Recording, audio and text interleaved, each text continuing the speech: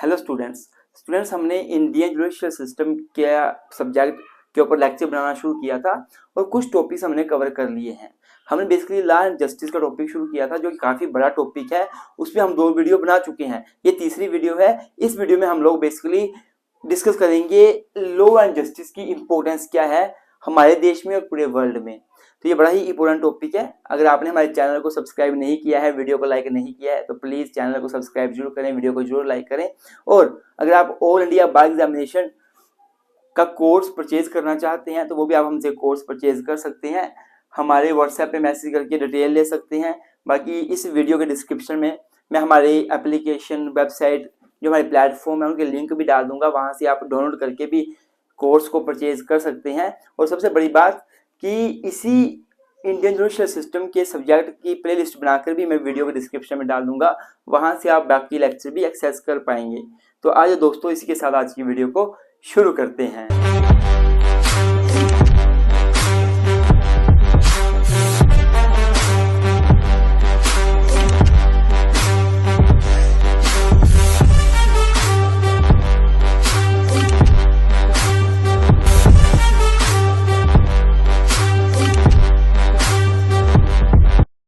तो स्टूडेंट्स अब हम बात करेंगे लॉ एंड जस्टिस के इम्पोर्टेंस की और साथ में चैलेंजेस की बात करेंगे। पहले हम बात करेंगे इम्पोर्टेंस क्या है लॉ एंड जस्टिस की। तो ये टॉपिक अगर बाय चांस आ जाता है तो इसका आंसर आप खुद भी लिख सकते हो।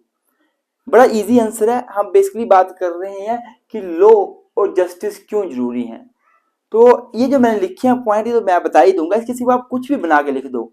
अब किसी भी सोसाइटी में पीस मेंटेन करना है, सोसाइटी को रेगुलेट करना है, सिस्टमेटिकली चलाना है, इक्वालिटी करनी है, तो लॉ एंड जस्टिस का होना बड़ा जरूरी है। हाँ, ये आप सिंपल सा एक पैराग्राफ बना के लिख सकते हैं। फिर मेन पॉइंट्स की बात करें तो 4 मैंने यहाँ पॉइंट लिखे हैं, इसके सिवा और भी आप एक्स्ट्रा लिख सकते हो, पर 4 पॉइंट मैं आपको बता देता हूँ एक्सप्लेन करके। आपको एग्जाम में एक्सप्लेन भी करना है, ऐसा नहीं बस पॉइंट ही लिखना है, हेडिंग ही लिखनी है, आपको आगे एक्सप्लेनेशन भी देनी है। और अगर आपको एक्सप्लेनेशन देने में दिक्कत आएगी तो आप हमारे नोट्स भी परचेज कर सकते हैं। नोट्स के लिए मैं यहाँ नंबर लिख रहा हूँ 9816634276 या 9816492276। हमने नोट्स बिल्कुल सिंपल लैंग्वेज में बनाए हैं, अपनी भाषा में, अपनी लैंग्वेज में नोट्स बनाए हुए हैं। खुद ईजी करके चीज़ों को, आपको बड़ा मजा आएगा पढ़ने का। और यही बताना चाहता हूँ कि अगर आप ऑल इंडिया बार एग्जामिनेशन का एग्ज़ाम देना चाह रहे हैं, अभी एग्ज़ाम आने वाला है, उसे आप तैयार कर रहे हैं, या अगले सेमेस्टर, अगले साल जो आएगा, तो आप हमारा कोर्स भी ले सकते हैं। जो AIB का एग्ज़ाम है, बहुत सारे बच्चे ऐसे हैं जो और जगह बड़ी बड़ी कंपनीज का एग्ज़ाम कोर्स लेते हैं, डिफरेंट कंपनीज, बड़े बड़े ब्रांड का कोर्स लेते हैं, पर उनसे क्लियर नहीं होता है। उसके बाद वो हमारे पास हमसे कोर्स लेने आते हैं। हमसे जब वो कोर्स लेने आते हैं वो बताते भी हमने वहाँ लिया था, वहाँ हमें कुछ समझ नहीं आया सर, हमारा क्लियर नहीं हुआ।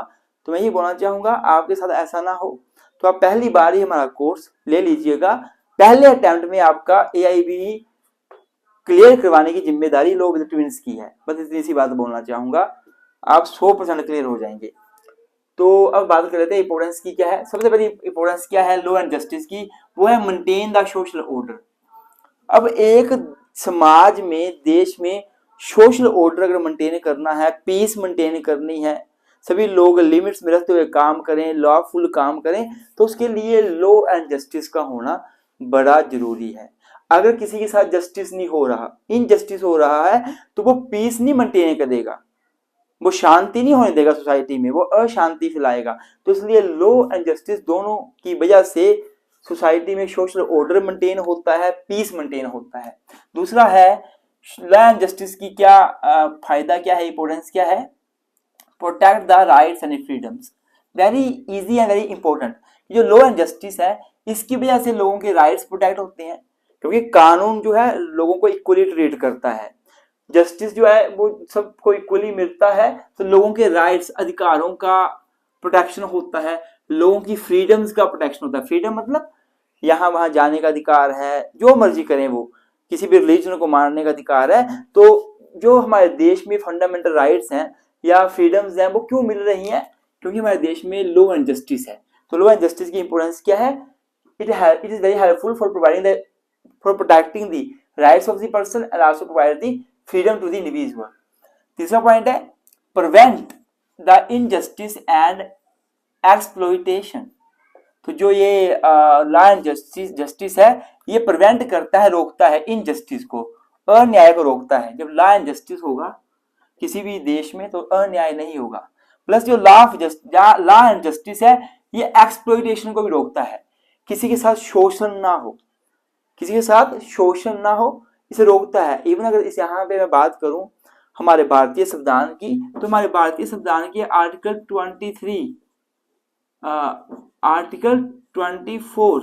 23 में राइट अगेंस्ट एक्सप्लॉइटेशन दिया हुआ है। तो वो राइट कहीं ना कहीं लोगों के को शोषण के विरुद्ध अधिकार मिला हुआ है ना। तो ये भी लॉ एंड जस्टिस की इंपॉर्टेंस है कि इनजस्टिस एंड एक्सप्लॉइटेशन को ये रोकता है। फिर स्ट्रेंथन डेमोक्रेसी। अब डेमोक्रेसी क्या है? डेमोक्रेसी में लोकतंत्र। लोकतंत्र क्या होता है? अब्राहम लिंकन बोलते थे लोकतंत्र लोगों के लिए, लोगों के द्वारा चलाया जाने वाला शासन है। तो जो ये लोकतंत्र है ना, इसको अगर स्ट्रेंथन करनी है, इसको स्ट्रॉन्ग करना है तो लॉ एंड जस्टिस होना बहुत जरूरी है। अगर किसी देश में लॉ एंड जस्टिस नहीं है तो आप एक बात समझ जाइए कि उस देश में लोकतंत्र भी नहीं है। अगर लोकतंत्र है तो वो लॉ एंड जस्टिस की वजह से है, इसलिए लोकतंत्र को स्ट्रेंथ करने के लिए लॉ एंड जस्टिस का होना बड़ा जरूरी है। अभी तो आगे इसकी इंपॉर्टेंस, इवन आप और भी इंपॉर्टेंस लिख सकते हैं, जो आप पूरा पढ़ लेंगे, जो आपके दिमाग में आएगा वो भी पॉइंट आप लिख सकते हैं, क्योंकि बहुत सारे पॉइंट मैंने अपनी मर्जी से ही लिखे हुए हैं, तो आप भी लिख सकते हैं। अब बात आती है चैलेंजेस क्या है। अगर जस्टिस अचीव करना है, न्याय अचीव करना है, तो क्या क्या प्रॉब्लम का सामना करना पड़ता है। अब आपने न्याय लेना है, आप कोर्ट में जा रहे हो, आप क्या क्या चैलेंजेस फील करते हो कोर्ट में जाकर, क्यों आपको न्याय नहीं मिल पाता। कई बार तो कोर्ट का बड़ा लंबा प्रोसीजर रहता है, इतना लंबा प्रोसीजर होता है कि जो न्याय लेने वाला व्यक्ति है वो मर भी जाता है, वो न्याय नहीं मिलता। तो ये कारण है न्याय नहीं मिलने का। या कोर्ट का प्रोसीजर एक्सपेंसिव भी होता है, पैसे ज्यादा लगते हैं। तो बहुत सारे व्यक्ति तो ऐसे हैं जिनके साथ इनजस्टिस हुआ है, अन्याय हुआ है, कुछ गलत हुआ है, वो भी कोर्ट में नहीं जाते न्याय के लिए, क्योंकि पैसा ज्यादा लगता है। तो जो चैलेंजेस हैं जस्टिस के लिए, वो ये 4 चैलेंजेस मैंने लिखे हुए हैं। पहला है डिले इन जस्टिस। देखो एक बहुत फेमस कहावत है, वो है justice delayed is justice denied. Justice अगर डिले करते हो मतलब जस्टिस डिनाइड है। तो जस्टिस डिले पहला मेन कारण है अचीविंग ऑफ जस्टिस के आगे चैलेंज जो पहला है। बहुत बार क्या होता है जस्टिस मिलता ही बड़ा लेट है। आज मान लो कोई व्यक्ति ने केस किया है, उसका केस इतना टाइम पेंडिंग रखता है कि उसको बड़े जमाने के बाद जस्टिस मिलता है, फिर वो बड़े जमाने के बाद जस्टिस फीका हो जाता है। तो ये एक मेन चैलेंज है जस्टिस के सामने। दूसरा है कम्प्लेक्सिटी ऑफ लीगल प्रोसीजर। जो हमारा लीगल प्रोसीजर है वो बहुत ज्यादा कम्प्लेक्स है, आपको पता ही है। हम लोगों ने अगर कोई सिविल केस देखना हो तो हम सीपीसी का प्रोसीजर फॉलो करते हैं। क्रिमिनल केस में हम लोग जो हैं BNSS का प्रोसीजर फॉलो करते हैं, और that procedure is very technical, very complex. It is not easy for the common man to understand the legal procedure. उनको पता नहीं चलता हो क्या रहा है। वो बेचारे कोर्ट आ रहे हैं, 2 वकील आपस में बातें कर रहे हैं, जज साहब सुन रहे हैं, उनको पता नहीं चल रहा हो क्या रहा है, केस कहाँ पहुंचा, क्या जस्टिस मिलेगा उनको। तो ये कम्प्लेक्सिटी जो लीगल प्रोसीजर है, जो ले मैन को समझना मुश्किल हो जाता है, ये भी एक इनजस्टिस ही है, और जस्टिस के आगे बहुत बड़ा चैलेंज है। तीसरा पॉइंट है lack of the legal awareness. अब आपको पता ही है बहुत सारे लोग ऐसे हैं जो इलिटरेट हैं, या बहुत सारे लोग ऐसे हैं जो लिटरेट तो हैं पर उनको लॉ का नॉलेज नहीं है। तो जो लीगल अवेयरनेस नहीं हो ना, पता लीगल नॉलेज नहीं हो, इसकी वजह से भी जस्टिस नहीं मिल पाता। कई बार एक व्यक्ति के साथ कुछ गलत होता है, उसे पता ही नहीं होता कि मैं किस रास्ते में जाऊं, किसके पास जाऊं जो मुझे जस्टिस मिले। क्या मैं पुलिस के पास जाऊं, या मैं मजिस्ट्रेट के पास जाऊं, या मैं तहसीलदार के पास जाऊं, SDM के पास जाऊं, where I should go for getting justice. तो उन्हें पता नहीं होता कि जाना कहाँ है, लीगल अवेयरनेस नहीं है उनके पास, पता ही नहीं है, जिसकी वजह से जस्टिस नहीं मिल पाता। तो ये भी एक चैलेंज है जस्टिस सामने, जस्टिस डिलीवर करने के सामने, कि लोगों को पता ही नहीं है, अवेयरनेस नहीं है लॉ को लेकर। फिर लास्ट में जो पॉइंट आता है, जो मेन चैलेंज है जस्टिस अचीव करने के साथ सामने वो है inequalities in access of justice. जो जस्टिस के रिगार्डिंग इनइक्वालिटीज जो होती हैं, inequalities in the access of justice, जब भी न्याय लेना है तो बहुत बार इनइक्वालिटीज देखी गई हैं। वो जो बड़े अमीर लोग हैं, पैसे वाले हैं, उनको जस्टिस जल्दी मिल जाता है, जो गरीब लोग हैं उनको मिलता ही नहीं है। इनइक्वालिटीज रहती है। जो अच्छा वकील होता है वो बहुत सारे पैसे मांगता है, तो जो पैसे वाले हैं वो तो पैसा देके अपना जस्टिस ले लेते हैं, पर जो गरीब है, मिडिल क्लास फैमिली मेंबर है, वो बेचारा जस्टिस नहीं ले पाता। तो ये भी एक बहुत बड़ा चैलेंज है जस्टिस के सामने। तो ये कुछ चैलेंजेस मैंने यहाँ लिखे हैं, आप और भी लिख सकते हैं, आपके दिमाग में कुछ और भी आ सकता है। मैं नहीं बोलता यही पॉइंट है या यूनिवर्सली 4 ही पॉइंट है, आप 5-6 भी लिख सकते हैं। तो अगर आपके दिमाग में आ रहा है तो आप लिख सकते हैं, डोंट वरी। तो आगे बढ़ते हैं, अब नया टॉपिक कर लेते हैं।